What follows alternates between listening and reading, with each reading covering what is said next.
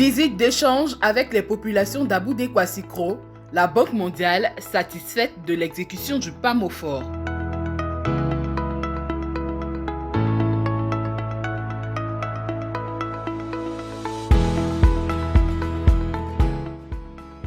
Les directeurs exécutifs du conseil d'administration de la Banque mondiale, conduit par la directrice des opérations pays de la Banque mondiale en Côte d'Ivoire, Mme Caroline Gervais, et l'administrateur pour la Côte d'Ivoire, M. Alphonse Kouagou, ont effectué ce vendredi 4 mars 2022 une visite d'échange avec les populations d'Aboudé-Kwassikro dans la région de l'Aniébi-Tiassa. En présence de la très haute direction de l'agence foncière rurale AFOR, conduite par le président du conseil de surveillance, le général de corps d'armée Gervais Kwasi, le directeur général le ministre Bambachek Daniel et le directeur général adjoint M. David Loué, la délégation a été accueillie dans la ferveur populaire par les populations d'Aboudé-Kwassikro.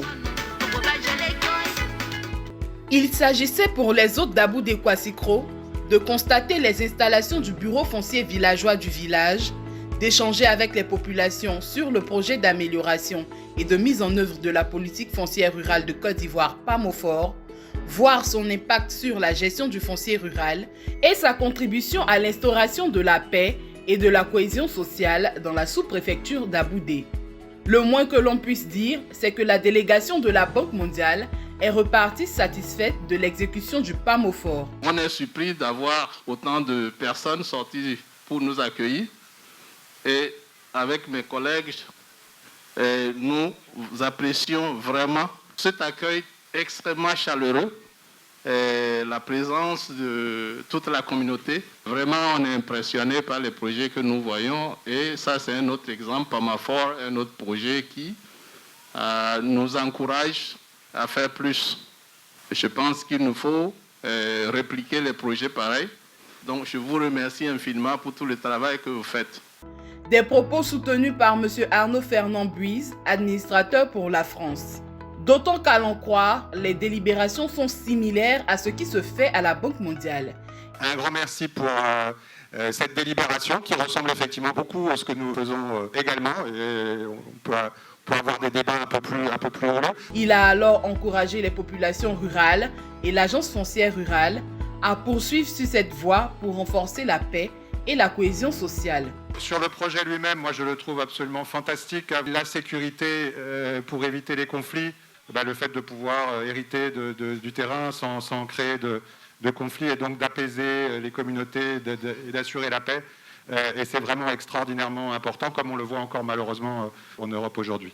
En effet, afin de montrer la transparence lors des délibérations des comités villageois de gestion foncière rurale, une séance publique d'approbation d'un dossier de certificat foncier s'est tenue en présence des administrateurs de la Banque mondiale. Je suis d'accord qu'on puisse établir un certificat foncier au nom de M. Kouadio Amane Pascal. Cher membre, vous avez la parole. Nous sommes d'accord et on est du même avis que le président. Tous les membres qui sont pour l'approbation, qui lèvent les mains. Ceux qui sont contre que M. Amani ait l'approbation, qui lèvent les mains. Bon, c'est 0. En clair, des interventions des directeurs exécutifs du conseil d'administration, l'on retient que la Banque mondiale est parfaitement en phase avec l'exécution du PAMOFOR en Côte d'Ivoire et cela est de bon augure pour le financement de la phase d'extension du projet qui s'étendra sur plusieurs autres régions du pays.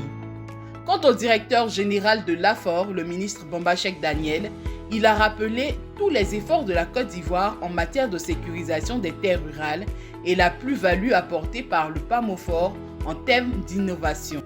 Il a alors plaidé pour ne pas que les décideurs de la Banque mondiale se focalisent sur les chiffres de la phase pilote du PAMOFOR, mais plutôt sur les acquis. Vous êtes en train de construire avec la Côte d'Ivoire un exemple inédit en Afrique. La mise en œuvre d'une politique foncière intégrée. C'est pourquoi je me permets, avec beaucoup de respect, à vous inviter à sortir de la froideur du fétichisme des chiffres. Je voudrais vous inviter à être dans la prospective.